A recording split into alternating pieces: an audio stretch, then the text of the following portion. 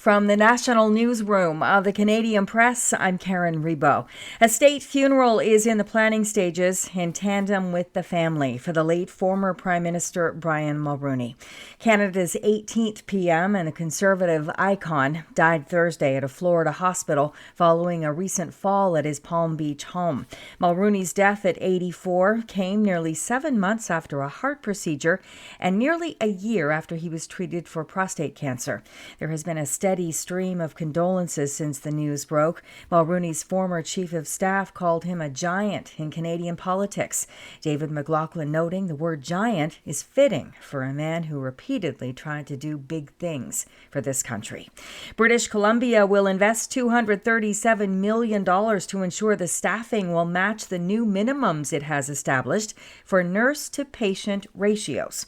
The new guidelines, reached after consultations with the BC Nurses Union, will affect a range of different hospital settings. Here's BC Health Minister Adrian Dix. We are paving the way with these ratios as they are the first to be established in Canadian history. And as I say, we are the first jurisdiction in the world to implement minimum nurse-to-patient ratios 24/7. The 6 new ratios include a minimum of 1 nurse for every 4 patients in adult medical and surgical units, 24 hours a day and 7 days a week. More delegates are up for grabs today as Donald Trump looks to get closer to clinching the Republican nomination in the U.S. presidential race as Nikki Haley looks to get her first win. The former president is overwhelmingly favored to add to his delegate lead in Republican caucuses today in Idaho and Missouri, as well as a convention in Michigan. Winter storm warnings are up this morning for most of southeastern Alberta and the southern half of Saskatchewan. Environment Canada says along with high winds, up to 25 centimeters of snow could fall in Alberta and up to 40 could accumulate in Saskatchewan by tomorrow morning before the storm moves into southern Manitoba. Winter temperature swings across this country have been hard on Canada's ski operations, from Mount Tremblant to Whistler Blackcomb. Even the usually reliable spring break skiing isn't as dependable this year. University of Waterloo professor Daniel Scott says it has been one of the weirdest ski seasons in recent history. Scott, who studies climate change and tourism, says many resorts have experienced warm weather, then bitter cold, then warm again. He says snow appears to be more favorable as students take their spring breaks. And kids could be golfing instead of skiing.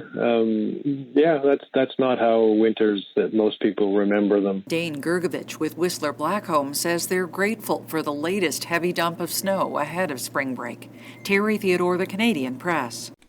This is the Canadian Press. In sports, Arizona's NHL team can breathe a little easier. The Coyotes' 14-game losing streak is over. The Coyotes scored a 5-3 victory over the Ottawa Senators on Friday night. Just 2 other games in the NHL. Frank Vatrano scored twice as Anaheim knocked off the visiting New Jersey Devils 4-3. Washington rallied to beat Philadelphia 5-2. Toronto Raptors All-Star Scotty Barnes will be sidelined indefinitely after he broke the middle finger of his left hand during the first half of the Raptors' 120-105 loss to the Golden State Warriors. Elsewhere, Giannis Antetokounmpo dominated with 46 points as Milwaukee beat Chicago. Former Raptor, the Bulls' DeMar DeRozan, became the 35th player in NBA history with 23,000 points. And the MLB Network is reporting Toronto Blue Jays third baseman Matt Chapman is going to San Francisco, agreeing to a 3-year, $54 million deal with the Giants. From the Canadian Press, I'm Karen Rebo. Thanks for listening. Don't forget to follow and subscribe. For more of today's top stories, visit thecanadianpressnews.ca.